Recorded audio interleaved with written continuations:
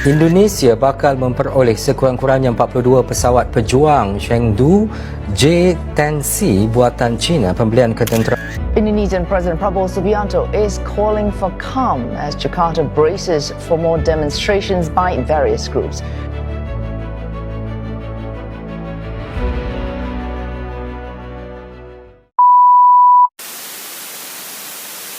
Indonesia bakal memperoleh sekurang-kurangnya 42 pesawat pejuang Chengdu J-10C buatan China.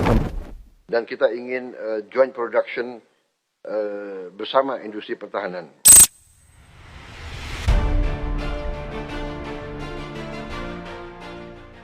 Malaysia Australia panik. Prabowo keluarkan semua alutsista canggih.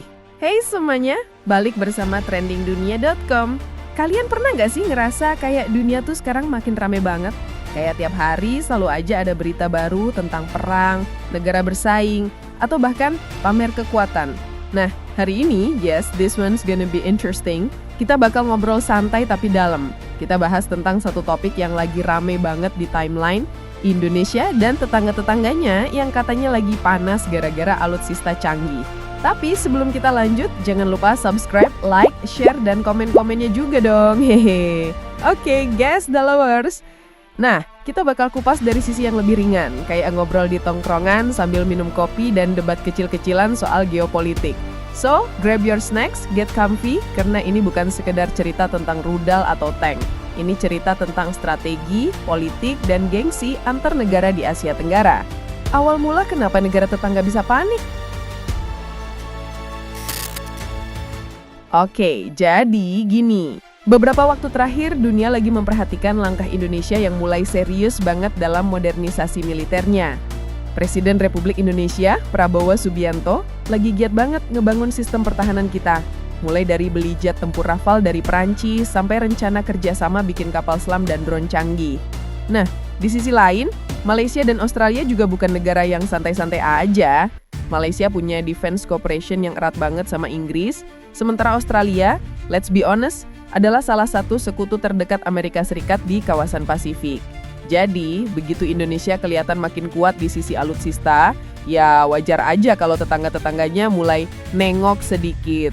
Bukan panik sih, lebih ke, oke, Indonesia sekarang main di level serius nih.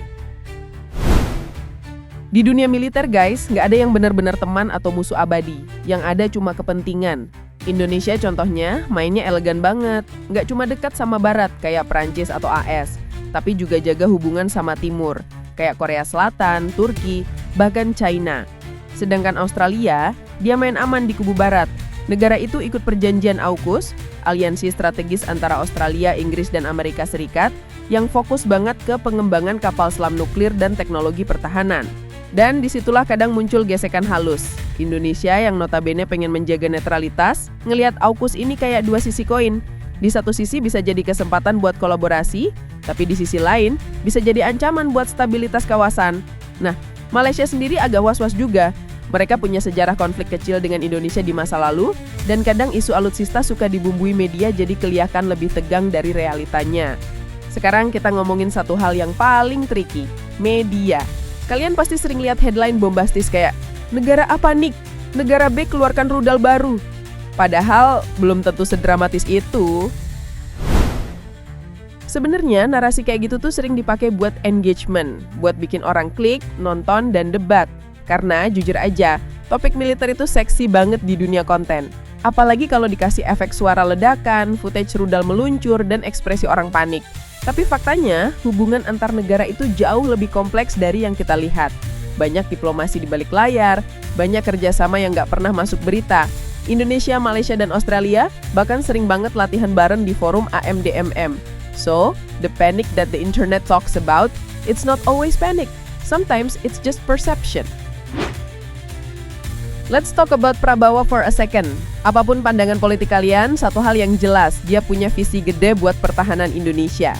Di era dia banyak langkah konkret, modernisasi pesawat tempur, kerjasama strategis buat produksi amunisi lokal, sampai fokus ke kemandirian industri pertahanan nasional. Bahkan, beberapa proyek yang dulu cuma di atas kertas sekarang udah mulai jalan, dan itu bikin banyak negara mulai memperhitungkan posisi Indonesia. Bukan cuma sebagai negara berkembang yang besar, tapi sebagai kekuatan regional yang serius.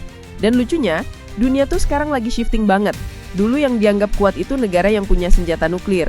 Sekarang, yang punya stabilitas, ekonomi, dan teknologi mandiri, itu yang dihormati. Nah, ini pertanyaan klasik yang pasti muncul di kolom komentar. Apakah ini bakal jadi perang? Jawabannya, no, at least not in that way. Negara-negara ASEAN itu punya prinsip no war zone. Artinya konflik terbuka antara anggota ASEAN itu dijaga biar nggak terjadi. Tapi ya namanya juga dunia modern, perang nggak harus pakai senjata. Bisa lewat ekonomi, teknologi, bahkan pengaruh sosial media. Dan disitulah Indonesia punya peluang gede banget. Jadi jembatan, bukan musuh. Jadi pemain yang dihormati karena stabil, bukan karena agresif. Kalian sadar nggak sih, sekarang tuh dunia tuh lagi shifting banget. Kayak ada transisi pelan tapi pasti dari old power ke new power. Dulu semua hal dikontrol oleh negara-negara besar kayak Amerika dan sekutunya. Tapi sekarang, negara-negara berkembang mulai nunjukin taringnya. India punya teknologi satelit yang gila banget. Turki sukses dengan drone Bayraktar yang bahkan dipakai di medan perang sungguhan. Dan Indonesia, pelan tapi pasti, lagi nyusun puzzle-nya sendiri. Prabowo dan timnya ngerti banget. Kalau mau kuat, nggak bisa terus-terusan bergantung pada impor. Kita harus bisa bikin sistem pertahanan sendiri, mulai dari senjata ringan, kendaraan taktis, sampai pesawat tanpa awak. Dan lucunya, banyak negara yang dulu suka ngeremehin, sekarang malah pengen kerjasama. Kayak Turki, Korea Selatan, bahkan Uni Emirat Arab. Semuanya mulai melirik Indonesia buat kolaborasi. This is not just about military power, it's about reputation. Tentang gimana dunia mulai percaya sama kapasitas kita. Kalau ngomongin kekuatan negara, kita seringnya kebayangnya cuma tank, rudal, jet tempur. Padahal soft power juga penting. Coba deh lihat Korea Selatan. Mereka nggak perlu perang buat mendominasi budaya dunia. Dari K-pop, K-drama, sampai teknologi, semuanya jadi bagian dari pengaruh global mereka. Dan Indonesia juga mulai ke arah situ. Kita punya budaya yang luar biasa kaya, populasi muda yang kreatif, dan posisi strategis di jalur perdagangan dunia. Dan itu semua bisa jadi kekuatan besar kalau dikelola dengan benar. Jadi, ya meskipun kita lagi ngomongin militer, ujung-ujungnya balik lagi ke balance. Negara yang kuat itu bukan yang paling galak, tapi yang paling bijak dalam menggunakan kekuatannya. Dan honestly, that's the kind of strength yang mulai dicoba ditunjukkan Indonesia sekarang. Sekarang coba kita balik ke dua negara yang sempat disebut di awal, Australia dan Malaysia. Dua negara ini punya posisi unik banget terhadap Indonesia. Australia misalnya, mereka itu kayak abang besar di kawasan Pasifik Selatan. Mereka punya kedekatan dengan Barat, terutama Amerika, dan sering banget ikut campur tangan dalam urusan kawasan Indo-Pasifik. Sementara Malaysia, ya lebih kayak saudara yang kadang berdebat tapi tetap satu keluarga. Kita pernah punya sejarah panas, tapi juga sering kerjasama di bidang ekonomi dan keamanan. Jadi waktu ada berita kayak Malaysia panik atau Australia khawatir, sebenarnya konteksnya jauh lebih kompleks dari itu. Mereka nggak takut sama Indonesia, tapi lebih ke menghitung ulang posisi mereka dalam peta kekuatan baru di Asia Tenggara. Karena sekarang, jujur aja, posisi Indonesia udah nggak bisa dianggap enteng lagi. Yang menarik dari dunia geopolitik tuh hal-hal yang nggak pernah masuk berita. Kalian tahu nggak sih, banyak keputusan besar antar negara justru dibuat bukan di ruang sidang, tapi di ruang makan malam tertutup, di hotel, atau bahkan di sela acara internasional. Diplomasi itu kayak permainan catur. Setiap langkah harus dihitung. Siapa yang diajak kerjasama, siapa yang dijaga jaraknya, siapa yang diawasin. Dan Indonesia termasuk pemain yang cukup misterius di papan catur ini. Kita nggak mau terlalu barat, tapi juga nggak mau terlalu timur. Kita pengen jadi jembatan, penghubung antara dua kutub kekuatan dunia. Makanya, waktu negara-negara besar lagi sibuk saling menekan, Indonesia malah ngebangun infrastruktur, teknologi dalam negeri, industri kuat, dan pertahanan modern serta diplomasi yang luas. It's quiet, but powerful. Dan itu justru yang bikin banyak negara mulai respect. Bayangin kalau Indonesia benar-benar bisa mencapai target modernisasi militernya di tahun-tahun ke depan. Efeknya bakal gede banget, bukan cuma buat kita, tapi buat seluruh Asia Tenggara. Pertama, negara-negara tetangga bakal mulai menyesuaikan diri.